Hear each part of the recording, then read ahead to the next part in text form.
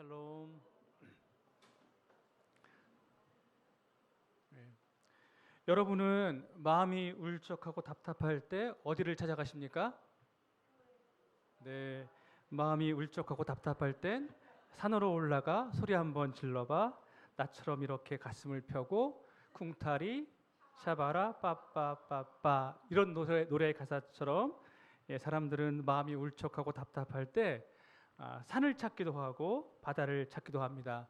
거기서 아름다운 자연을 보면서 힐링을 하죠. 여러분이 찾는 회복의 장소, 힐링의 장소는 어디입니까? 오늘 본문은 회복의 장소 갈릴리에 관한 내용입니다. 오늘 본문은 예수님이 잡히시던 밤, 그러니까 고난주간 목요일 밤의 이야기입니다.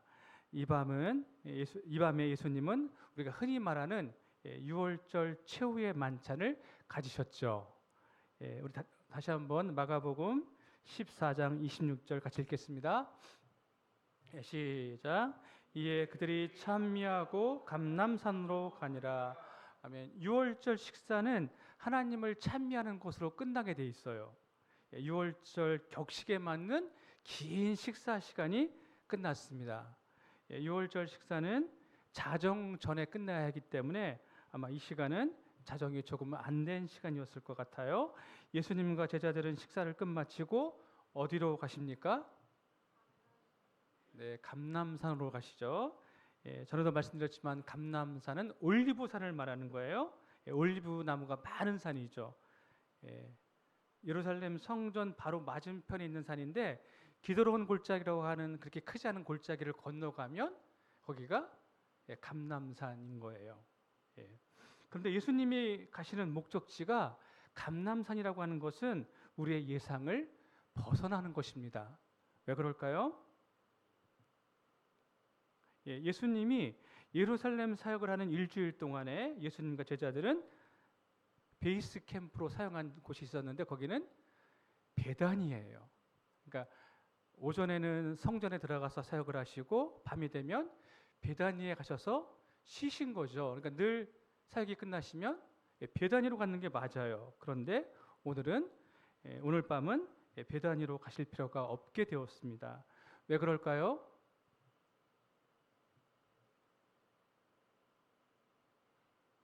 네, 오늘 밤은 예수님이 잡히시게 될 밤이죠.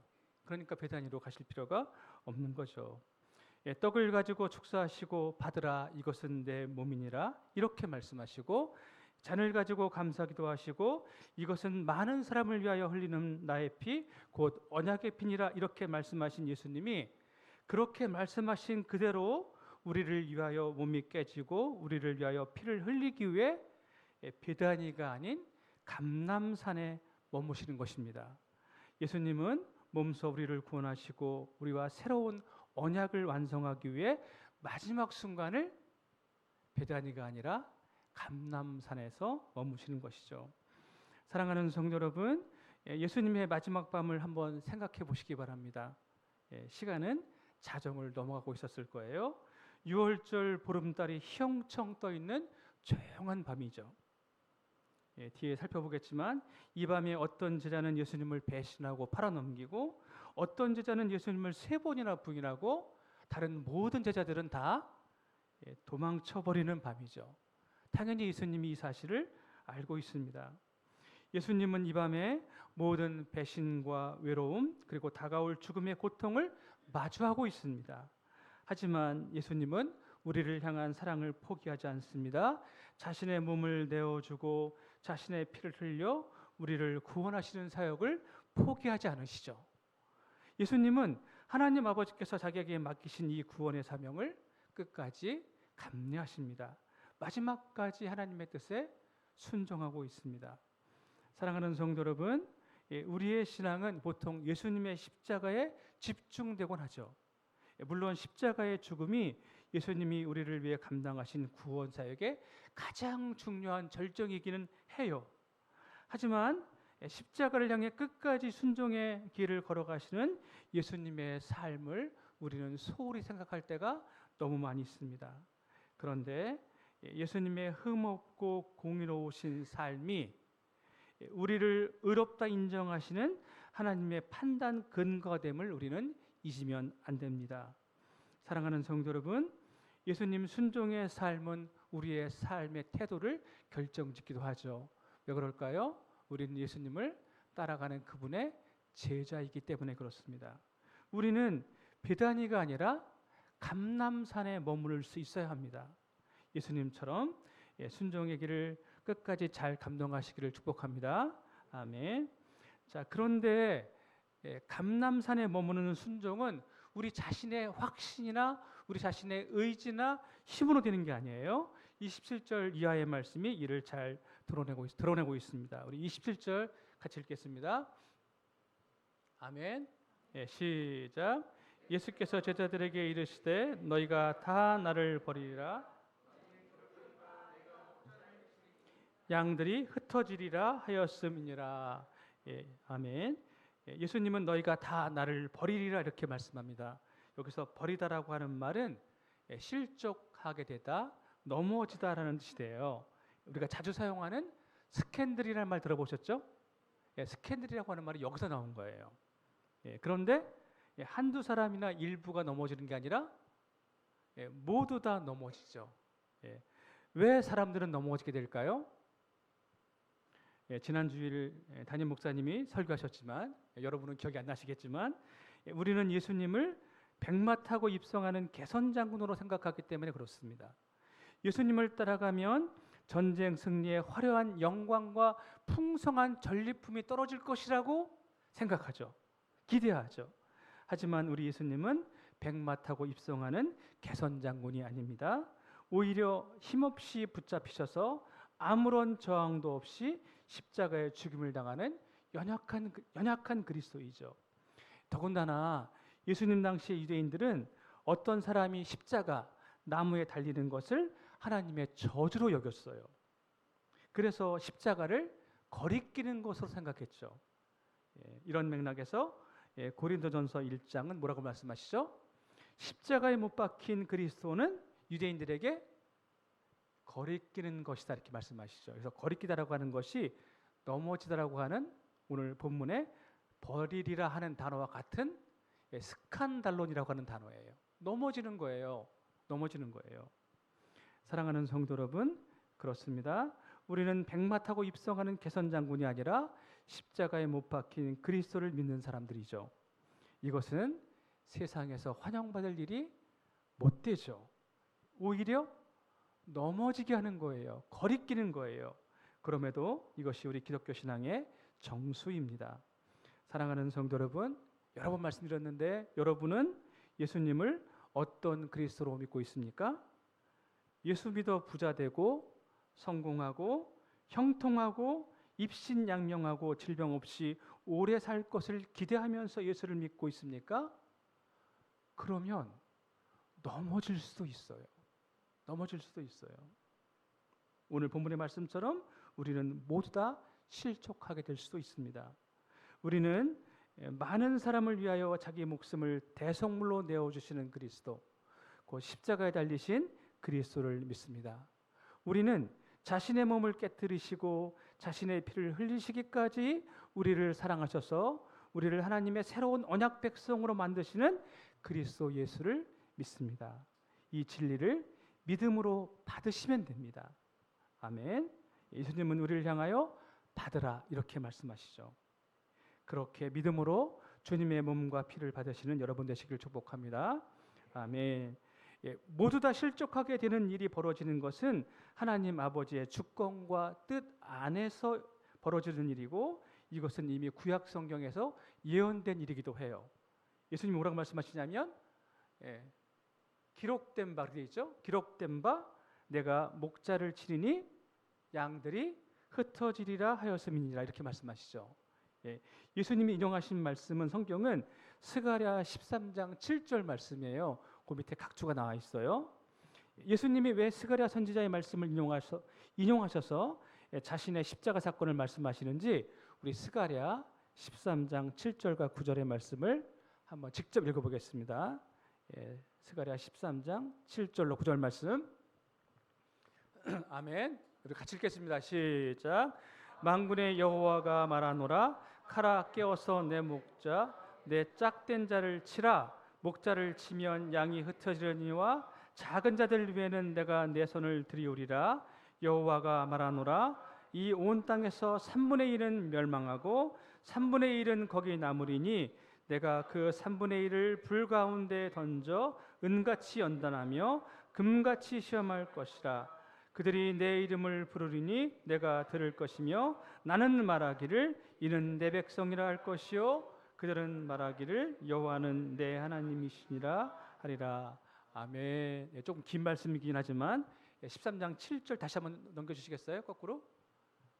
7절에 뭐라고 말씀하시냐면 내 목자 내 짝된 자를 친다고 말씀하시죠. 여기서 내 목자 내 짝된 짝은 놀랍게도 여호와의 종 메시아를 말하는 것이죠.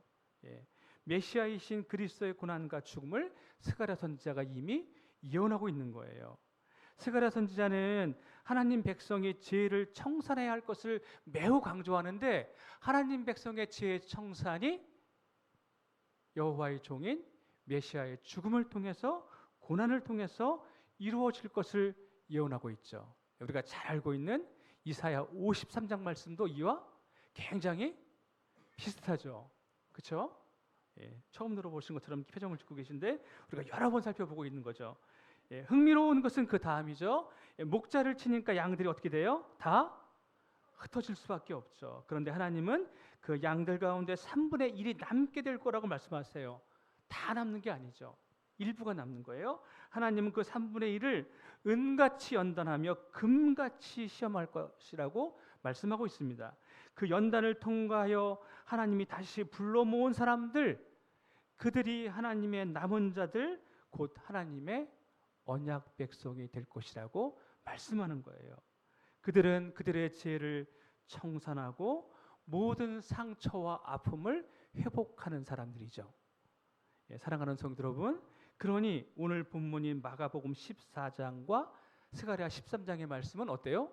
굉장히 비슷하죠. 그러니까 마가복음 14장은 스가랴 13장의 연속이라고 할 수 있는 거죠. 왜 그렇죠? 예수님은 유월절 만찬에 빵과 포도주로 새로운 언약을 체결하였습니다.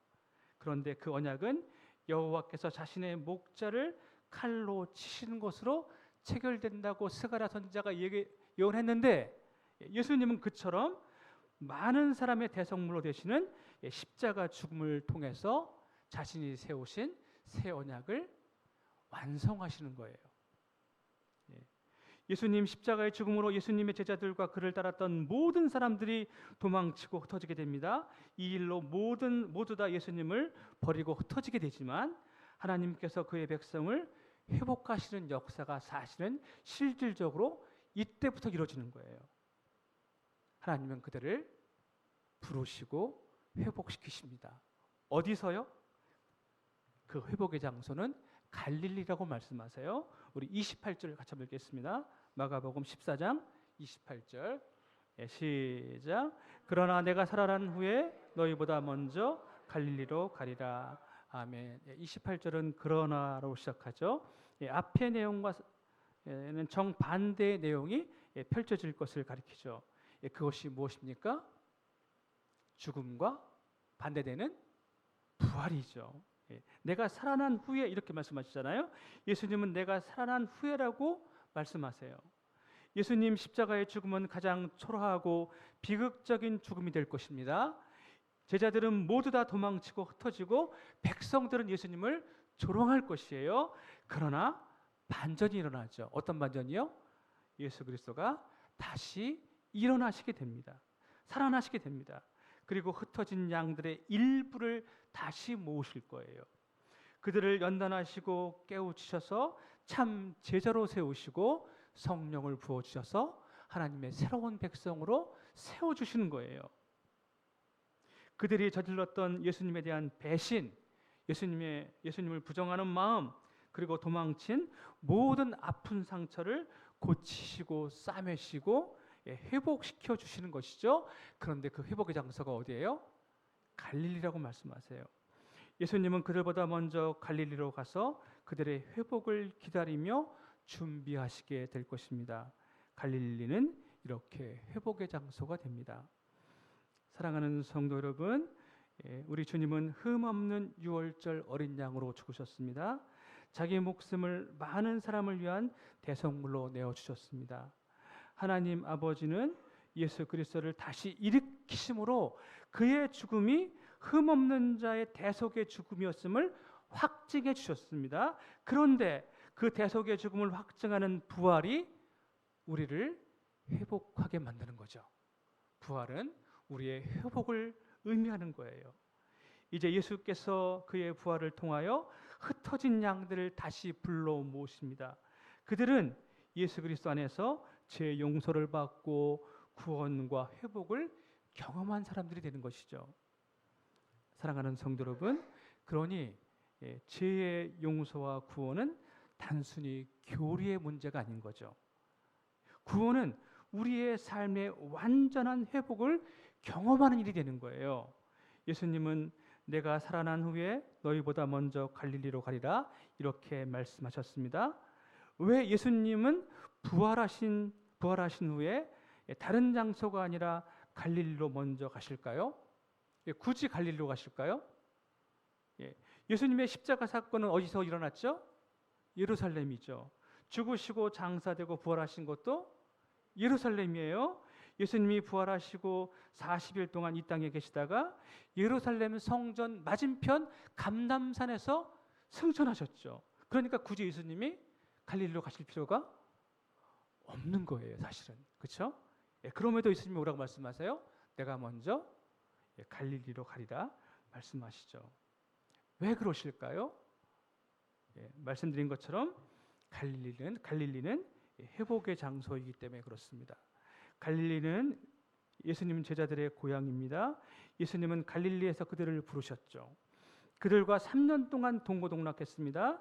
예수님은 3년 동안 그들과 함께 거하시면서 하나님 나라를 가르치셨고 그 나라를 함께 꿈꾸며 보냈습니다. 예수님이 내가 살아난 후에 너희보다 먼저 갈릴리로 가리라 하신 것은 그 꿈을 회복하기 위함이죠. 갈릴리는 그들 삶의 모든 것이 담겨있는 제자들의 고향이에요.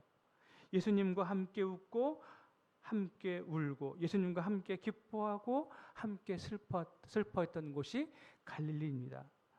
특별히 마가복음은 갈릴리에서 실패했던 제자들의 모습을 매우 많이 보여주죠. 그렇습니다.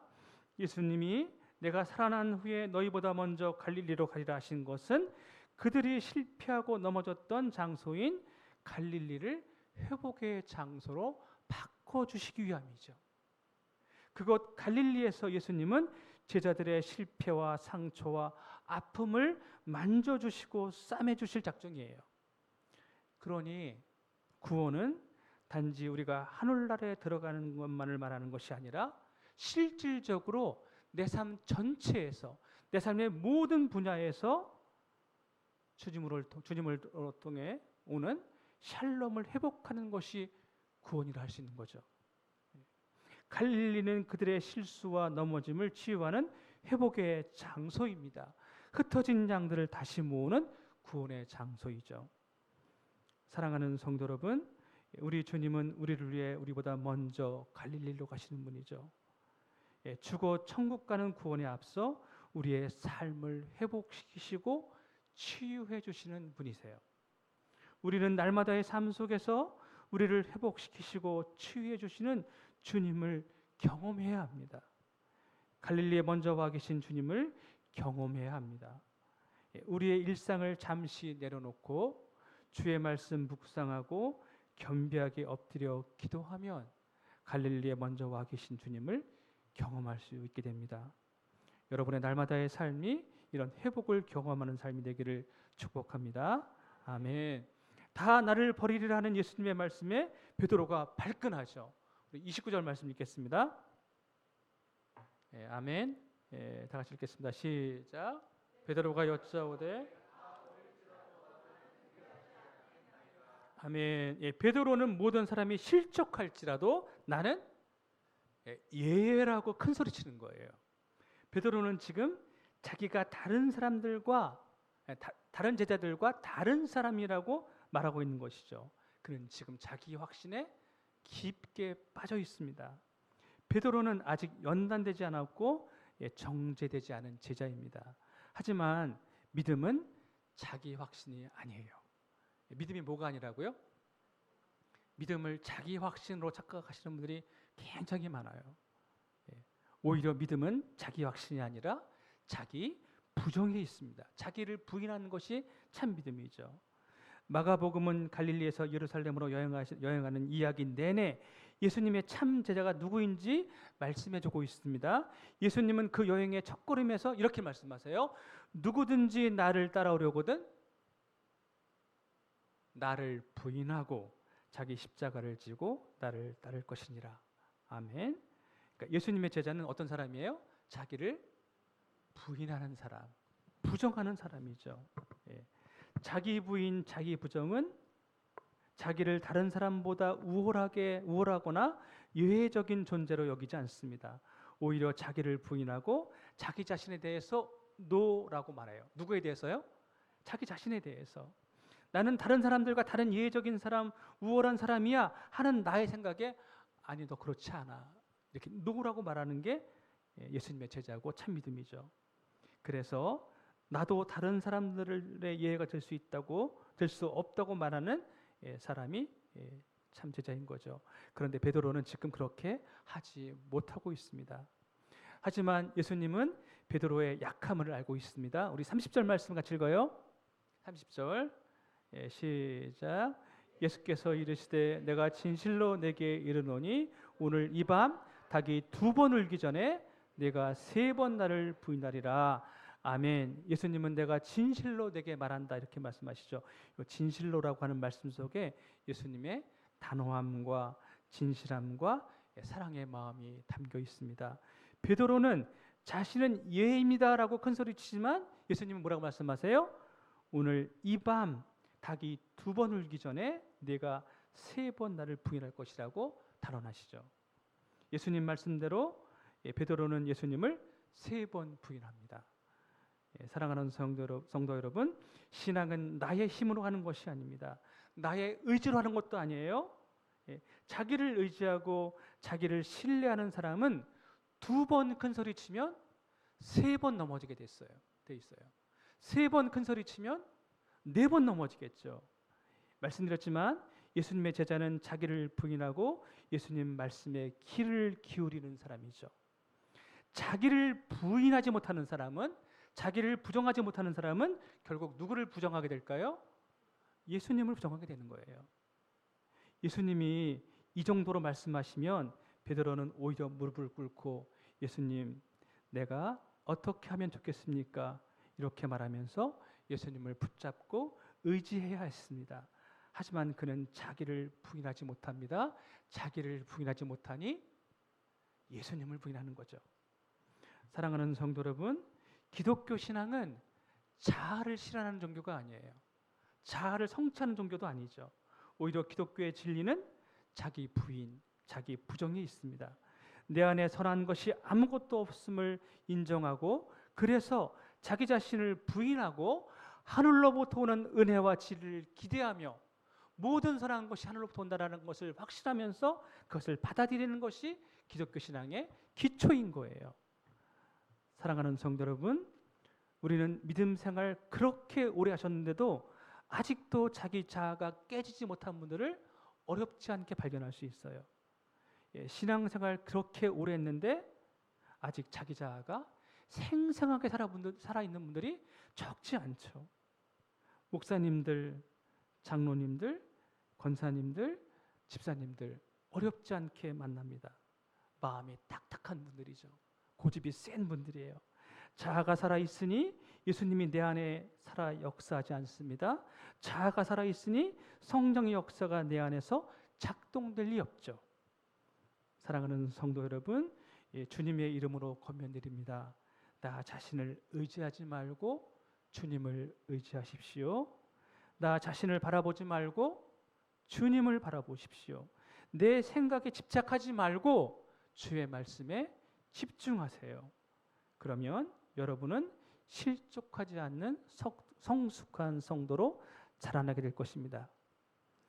주님의 경고에도 불구하고 베드로는 여전히 자기 확신에 갇혀 있고 자기 고집이 점점점 더 강해지는 것 같아요. 우리 31절 말씀 읽겠습니다.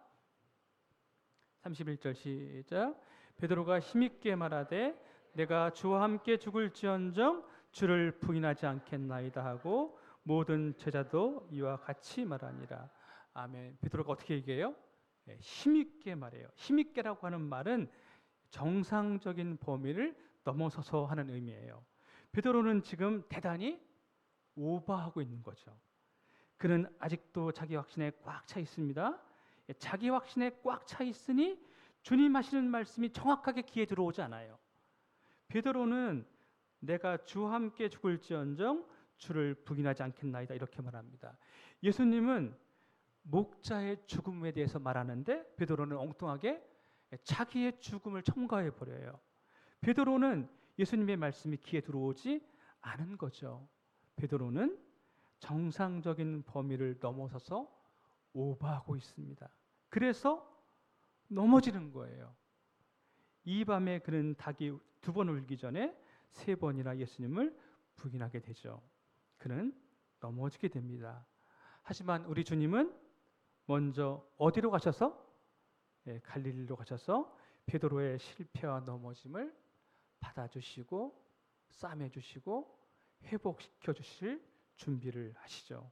갈릴리는 회복의 장소입니다. 사랑하는 성도 여러분, 이제 말씀을 정리하겠습니다. 오늘 되게 짧은 것 같은데요? 네. 잡히시던 밤에 예수님은 베다니가 아니라 감람산에 머무셨습니다.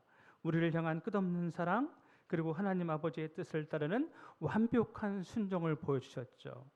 예수님의 순종은 완전하지만 우리는 완전하지 않습니다. 우리는 늘 넘어지고 실패합니다. 오늘 본문에 등장하는 제자들의 모습은 바로 나의 모습이기도 하죠. 그들의 모습이 어떻습니까? 그들은 예수님 십자가의 고난과 죽음을 이해하지 못합니다. 그들에게 십자가는 거리끼는 거예요. 환영받을 일이 아닌 거예요. 결국 예수님의 말씀대로 목자를 버리고 그들은 뿔뿔이 흩어지고 맙니다. 특별히 베드로는 뭐라고 말했죠? 다른 사람은 다 버려도 나는 안 버린다고 큰 소리쳤죠. 내 힘과 의지, 내 믿음을 믿는 자기 확신에 가득 차 있었기 때문에 그는 넘어지게 됩니다. 내 자아를 깨뜨리는 자기 부정이 없었기에 베드로는 결국 닭이 2번 울기 전에 주님을 3번이나 부인하고 넘어지죠. 사랑하는 성도 여러분, 그러나 오늘 본문의 가장 위대한 반전은 갈릴리에 있습니다. 예수님은 제자들의 이 비참한 배신과 실패를 이미 다 알고 계십니다. 그리고 낙심하여 무너질 제자들을 향해 이렇게 말씀하셨죠. 어떻게 해요? 그러나 내가 살아난 후에 너희보다 먼저 갈릴리로 가리라. 그러니 갈릴리는 회복의 장소입니다. 예수님이 왜 예루살렘이 아니라 갈릴리에서 다시 만나자고 하셨습니까? 갈릴리는 제자들이 주님을 처음 만나 하나님 나라를 꿈꾸었던 고향이자 동시에 주님을 배신하고 도망쳐온 실패와 상처의 장소였기 때문이죠. 주님은 제자들이 가장 부끄러워하는 그 실패의 현장에 먼저 가 계시겠다고 말씀하시는 거예요. 그들의 깨지고 찢긴 아픈 상처를 싸매시고 참된 제자로 다시 회복시켜 주신다고 말씀하시는 것이죠. 사랑하는 성도 여러분, 회복의 장소 갈릴리는, 여러분의 회복의 장소 갈릴리는 어디입니까? 여러분은 어디서 회복을 경험하고 계시는 거죠? 우리를 기다리시는 예배의 자리, 말씀의 자리, 기도의 자리, 성도 교제의 자리가 아니겠습니까? 넘어지고 실패하고 무기력 가운데 빠져 있습니까? 그러면 회복의 장소인 예배의 자리, 말씀의 자리, 기도의 자리, 교제의 자리를 지키십시오. 우리 주님이 그 자리에 먼저 와 기다리십니다. 사랑하는 성도 여러분, 우리는 넘어지고 실수하지만 우리 주님은 완전합니다. 우리 주님은 우리를 온전하게 회복시켜 주시고 하나님의 언약 백성 우리를 불러 모으시는 참 목자, 선한 목자시죠. 여러분의 삶에 나의 실패와 상처를 온전하게 치유하시고 회복시키는 주님의 은혜가 날마다 경험되기를 축복합니다. 아멘. 우리 찬송하실까요? 말씀을 기억하시면서 주님, 우리는 넘어지고 실수합니다. 그러나 주님은 완전합니다. 이렇게 고백하는 마음으로 주는 완전합니다. 함께 찬양하겠습니다.